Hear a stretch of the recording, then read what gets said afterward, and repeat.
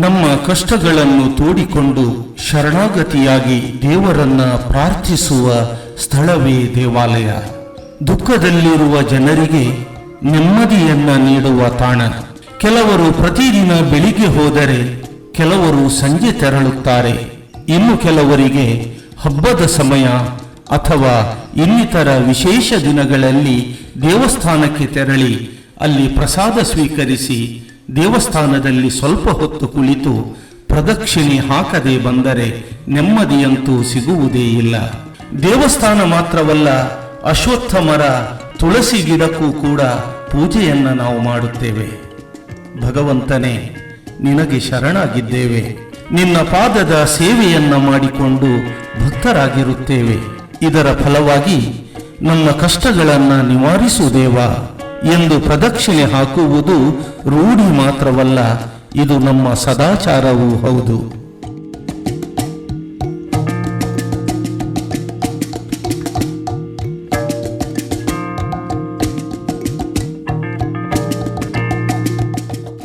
ಆದರೆ ಸ್ನೇಹಿತರೆ, ಇಂದಿನ ಧಾವಂತ ಯುಗದಲ್ಲಿ ಆಧುನಿಕತೆಯ ಭರಾಟೆಯಲ್ಲಿ ನಮ್ಮ ಸನಾತನ ಧರ್ಮ, ಅದರ ರೀತಿ ನೀತಿಗಳು ಮರೆಯಾಗಬಾರದೆಂಬ ಉದ್ದೇಶದಿಂದಲೇ ಈ ಸಂಚಿಕೆ.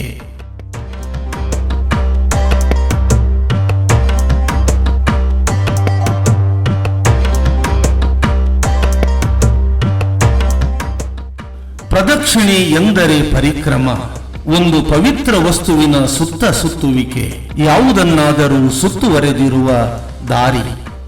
ದೇವತೆಯರು, ನದಿ, ಗುಡ್ಡ, ವೃಕ್ಷ, ಆಲಯಗಳಿದ್ದಿರಬಹುದು. ಪ್ರದಕ್ಷಿಣೆ ಎನ್ನುವುದು ಪ್ರಾರ್ಥನೆಯ ಸಂಕೇತ.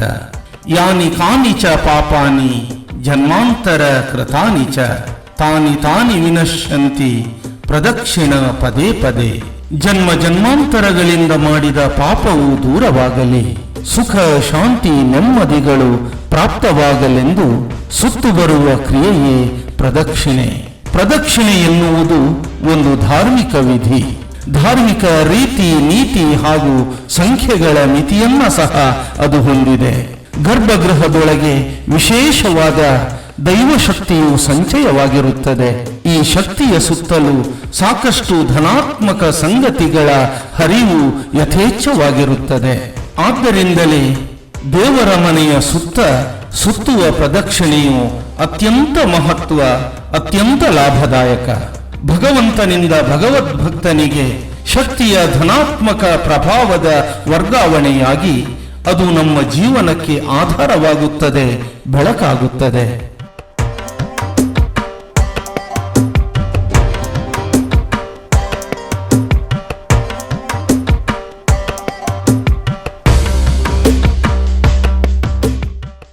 ಪ್ರದಕ್ಷಿಣೆಯ ಮಹತ್ವವನ್ನರಿಯಲು ಪೌರಾಣಿಕ ಹಿನ್ನೆಲೆಯೂ ಇದೆ. ತನ್ನ ಇಬ್ಬರು ಮಕ್ಕಳಾದ ಗಣೇಶ ಮತ್ತು ಸುಬ್ರಹ್ಮಣ್ಯರಿಗೆ ಲೌಕಿಕ ಅನುಭವ ಪ್ರಾಪ್ತವಾಗಬೇಕೆಂಬ ಬಯಕೆಯಿಂದ ಶಿವ ಇಬ್ಬರಿಗೂ ಬ್ರಹ್ಮಾಂಡವನ್ನ ಸುತ್ತು ಬರಲು ಹೇಳುತ್ತಾನೆ. ಸುಬ್ರಹ್ಮಣ್ಯನು ನವಿಲಿನ ಮೇಲೆ ಕುಳಿತು ಪ್ರಪಂಚವನ್ನು ಸುತ್ತುತ್ತಾ ದಶಕಗಳ ಕಾಲ ಕಳೆದ. ಆದರೆ ಗಣೇಶ ತನ್ನ ತಂದೆ ತಾಯಿಯರಿಗೆ ಒಂದು ಪ್ರದಕ್ಷಿಣೆಯನ್ನು ಹಾಕಿದ. ಜಗತ್ತು ನಿಮ್ಮೊಳಗೆ ಇದೆ, ಹಾಗಾಗಿ ನಾನು ಈಗಾಗಲೇ ಜಗತ್ತನ್ನ ಸುತ್ತುವರಿದು ಬಂದೆ ಎನ್ನುತ್ತಾನೆ. ಈ ಹಿನ್ನೆಲೆಯಲ್ಲಿಯೇ ಪ್ರದಕ್ಷಿಣೆಯ ಮಹತ್ವ ಅಡಗಿದೆ ಸ್ನೇಹಿತರೆ. ದೇವರಿಗೆ ಪ್ರದಕ್ಷಿಣೆ ಬಂದರೆ ಸಾಕಷ್ಟು ಪುಣ್ಯ ಹಾಗೂ ಆಶೀರ್ವಾದ ಪ್ರಾಪ್ತವಾಗುವುದು.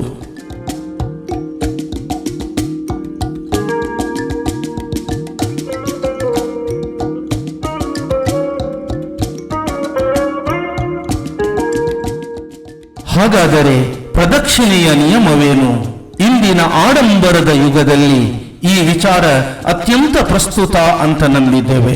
ಕೇವಲ ಭಕ್ತಿಯ ತೋರ್ಪಡಿಕೆಗೋಸ್ಕರ, ಕೇವಲ ಕಾಟಾಚಾರಕ್ಕೆ ಪ್ರದಕ್ಷಿಣೆ ಬಂದರೆ ಅದರಿಂದ ಏನೂ ಪ್ರಯೋಜನವಿಲ್ಲ. ಪದೇ ಪದಾಂತರಂ ಕೃತ್ವ ಕರೌ ಚಲನವರ್ಜಿತೌ ಸ್ತುತಿರುವಾಚ ಹೃದಯ ಧ್ಯಾನಂ ಚತುರಂಗಂ ಪ್ರದಕ್ಷಿಣೆ.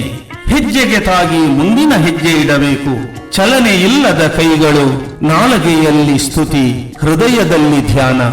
ಇವು ಪ್ರದಕ್ಷಿಣೆಯ 4 ಅತ್ಯಂತ ಪ್ರಾಮುಖ್ಯ ಅಂಗಗಳು. ಎಡದಿಂದ ಬಲಕ್ಕೆ ಸುತ್ತಬೇಕು. 2 ಕೈಗಳನ್ನು ನಮಸ್ಕಾರ ಸ್ಥಿತಿಯಲ್ಲಿ ಇರಿಸಿಕೊಂಡು ಶಾಂತ ಸ್ಥಿತಿಯಲ್ಲಿ ಪ್ರದಕ್ಷಿಣೆ ಬರಬೇಕು. ಮನದಲ್ಲಿ ಯಾವುದೇ ದುರಾಲೋಚನೆ ಇಲ್ಲದೆ ನಾಲಿಗೆಯಲ್ಲಿ ದೇವರ ನಾಮ ಜಪಿಸುತ್ತಾ ಪ್ರತಿ ಪ್ರದಕ್ಷಿಣೆಯ ನಂತರ ದೇವರಿಗೆ ನಮಸ್ಕರಿಸಿ ನಂತರ ಮುಂದಿನ ಪ್ರದಕ್ಷಿಣೆ ಆರಂಭಿಸಬೇಕು. ಉರಸ ಶಿರಸ ದೃಷ್ಟ್ಯ ಮನಸ ವಚಸ ತಥಾ ಪದ್ಭ್ಯಾಂ ಕರಾಭ್ಯಾಂ ಜಾನುಭ್ಯಾಂ ಪ್ರಣಾಮೋಷ್ಟಾಂಗ ಏರಿತಃ. ಕ್ರಮವತ್ತಾಗಿ ವಿಧಿವತ್ತಾಗಿ ಪ್ರದಕ್ಷಿಣೆ ಬರುವುದರಿಂದ ಮನಸ್ಸಿಗೆ ಶಾಂತಿ ಏಕಾಗ್ರತೆ ಲಭಿಸುತ್ತದೆ. ನಮ್ಮಲ್ಲಿ ಧನಾತ್ಮಕ ಶಕ್ತಿಯ ನೆಲೆಯಾಗುತ್ತದೆ. ದೇವರ ಮೇಲಿನ ನಂಬಿಕೆ ಹೆಚ್ಚಾಗಿ ಉತ್ತಮ ಮಾರ್ಗದಲ್ಲಿ ನಡೆಯಲು ಅದು ಸಹಕಾರಿಯಾಗುತ್ತದೆ. ಶ್ರೀದೇವರ ಸಂಪೂರ್ಣ ಅನುಗ್ರಹ ಪ್ರಾಪ್ತವಾಗಿ ಸುಖ ಶಾಂತಿ ಸಮೃದ್ಧಿಗಳು ದೊರೆಯುತ್ತವೆ.